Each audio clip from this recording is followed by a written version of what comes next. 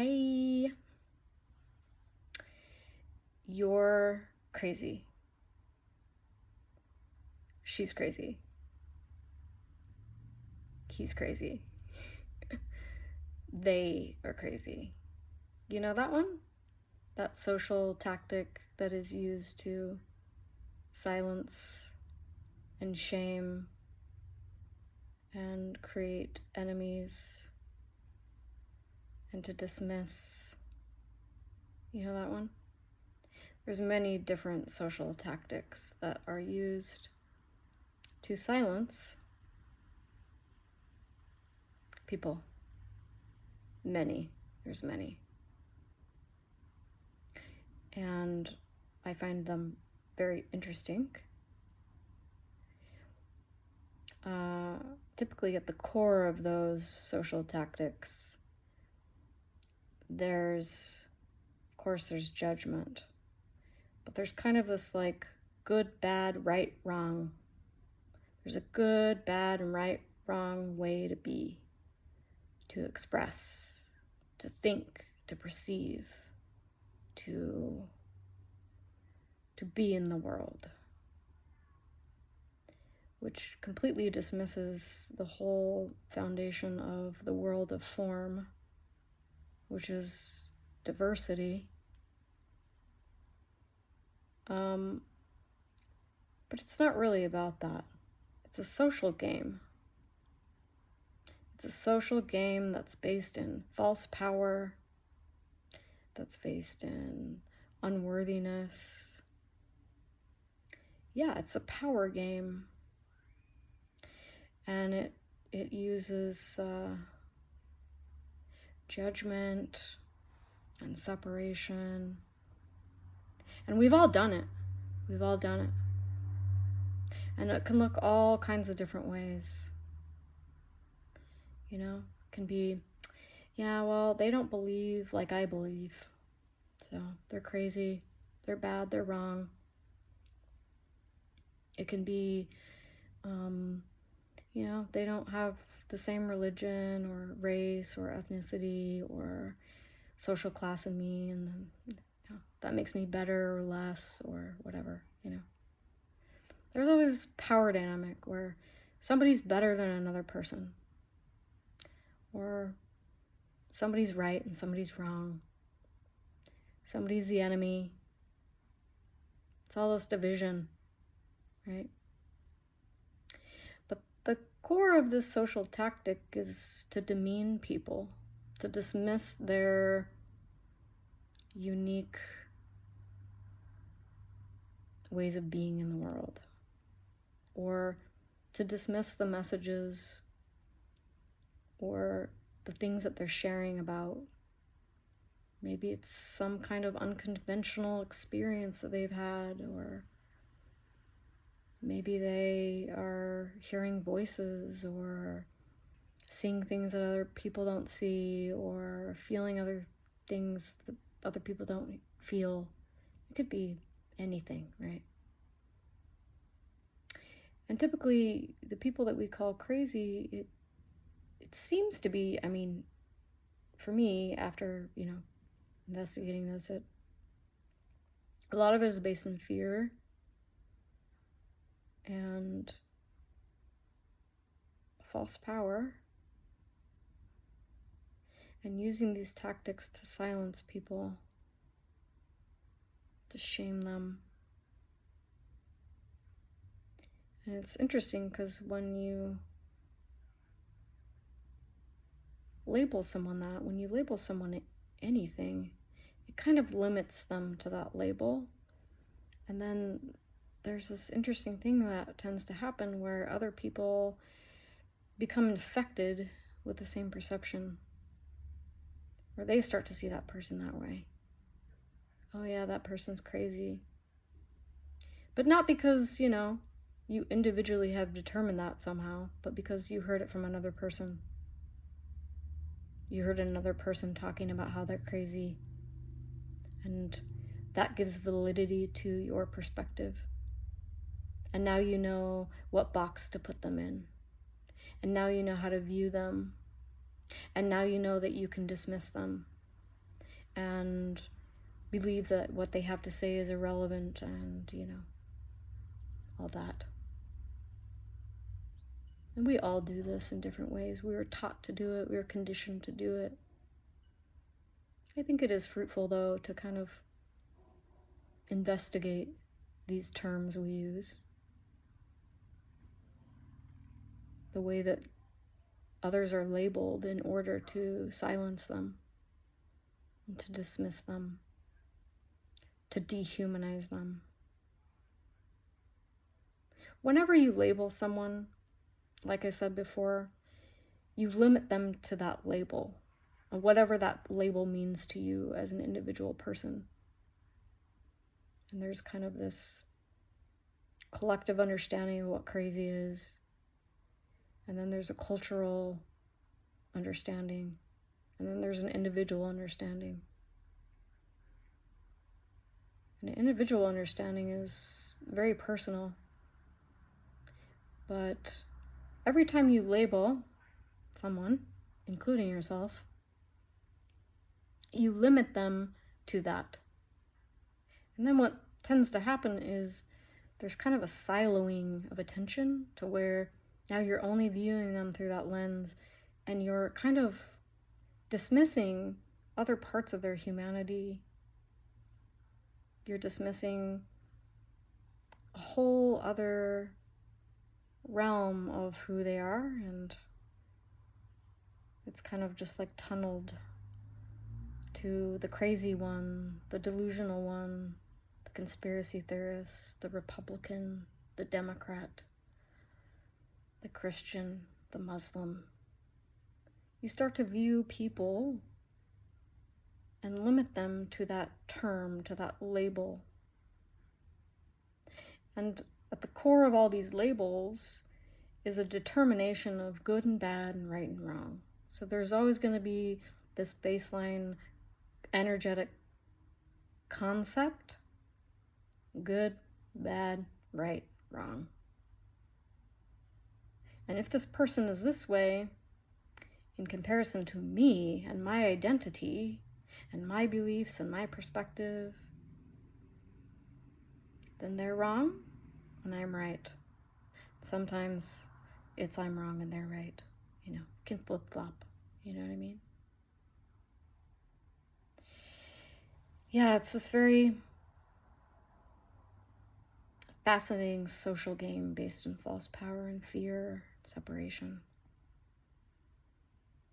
And it's connected to this us versus them program that has been indoctrinated into us from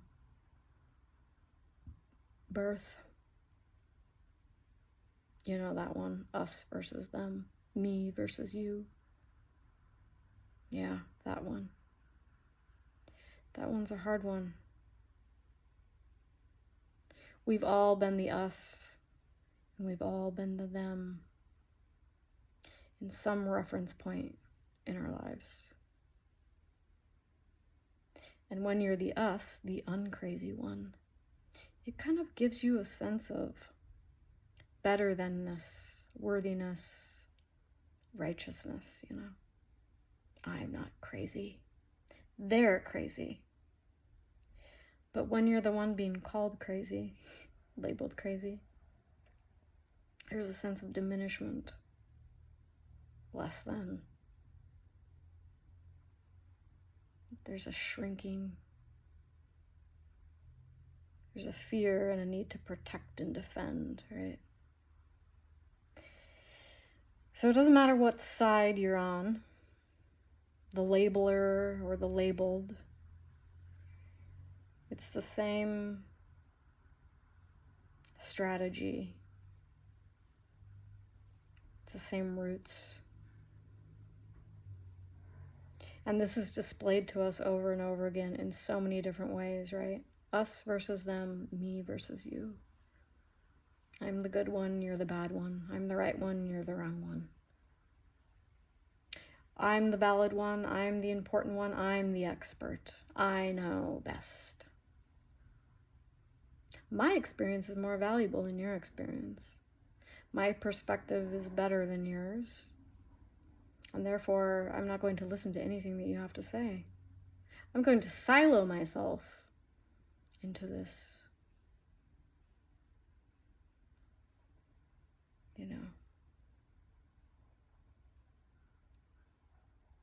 pigeonhole myself into this identity of being the right one, the good one, the better one. It's everywhere.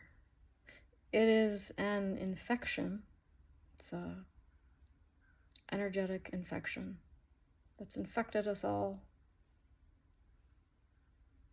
I can't say I've cleared it completely from my system. Judgment still arises, but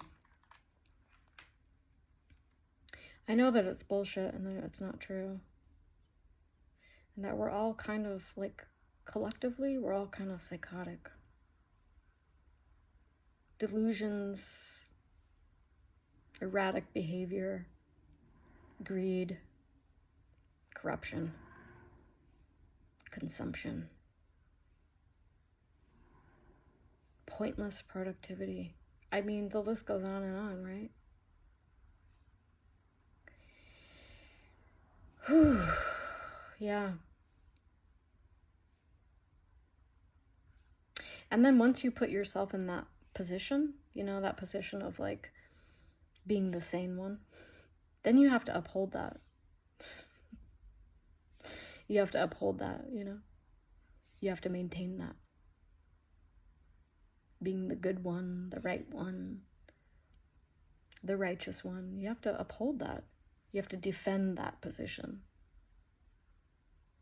That's a lot of work. That's a lot of energy. When in reality, I don't know. Just from the perception here, which isn't the right one, it's just a perception, that we're all kind of crazy. We're all infected with this energetic goo, and we're all deluded.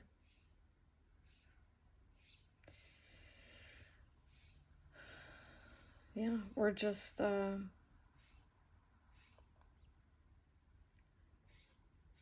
we're complex, right? So we vacillate in between these things. We're the good one, the bad one, the right one, the wrong one. We just can't really pigeonhole yourself into some kind of identity. It takes a lot of energy and effort to do that. Anyway,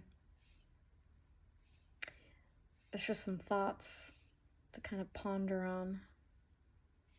I know, like, the us versus them thing, it's a difficult one. It's really painful to watch humanity go through this process of becoming more and more divided. And these strategies that are being used to divide us, divide humans from humans, separate us, fragment us from each other, turn each other into enemies. It's very painful to witness. It's very painful to participate in. And I think the conclusion that I came to, or one of them, and it wasn't a mental conclusion, it was kind of a energetic conclusion, was that I cannot step in to hate someone with another person. It causes me pain. It's very painful to hate, to judge another person. It's actually very physically painful. And so I cannot do that. I can identify behavior patterns that someone is doing as not okay.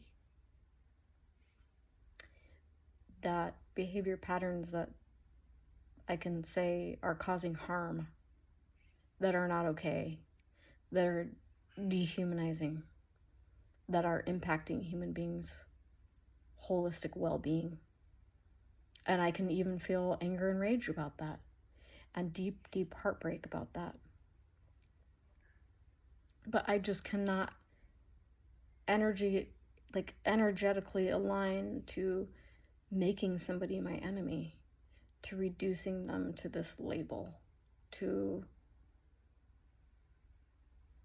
I couldn't even imagine saying, this person believes different than me, and so their basic needs should not be met. That seems so, very, that feels like a poison, And so I'm unable to connect through hate or connect through making somebody my enemy. Let's have a shared enemy. It just makes the body feel sick. The body rejects it. And it hurts me. It fucking hurts. Physically. So I can validate harmful behavior. And I can say, I don't like that. That's not okay. And I can look at the behavior, the specific behavior, and not necessarily even the person, just the specific behavior. And I can say, that's not okay. And then I can ask questions. Why does that not feel okay? Why does that specific behavior not feel okay? And it's dehumanizing. It's taking away people's freedom. It's limiting people. It's imposing will on other people. It's asking them to conform and to give up their sovereignty. It's taking their lives. It's destroying their homes. And then all you're left with is the feeling. So the strategy of making someone else our enemy actually protects us from feeling the heartbreak, from feeling the rage, from feeling the pain of what we are witnessing in the world. Witnessing the ways in which human beings have been taught systematically to treat each other.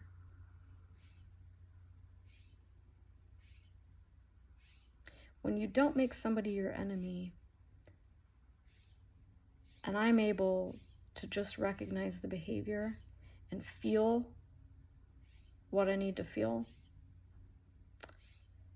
then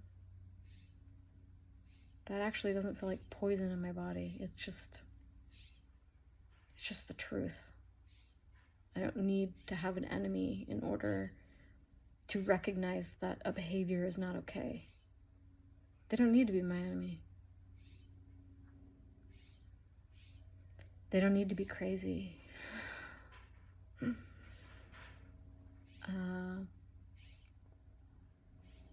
That's just some thoughts and feelings. And I know this can be triggering and maybe even evoke anger towards what I'm saying. I don't know. But it is a fruitful exploration, I think. I always say that. Where did I learn how to turn people into my enemy? Where did I learn to label people as crazy or bad or whatever? Where did I learn that? And what does that give me? What position does that put me in? Does that make me the good one, the right one, the justified one? Where does that put me? That's interesting. Yeah, it's an interesting exploration. And when you go into that shadow, it can be kind of cringy because you're witnessing something in yourself that is very difficult to see and acknowledge and feel. The judgmental one, the one that wants to make people their enemy, the one that wants to be righteous and good and right. You know? That's hard to look at. Yeah. Anyway. Bye-bye.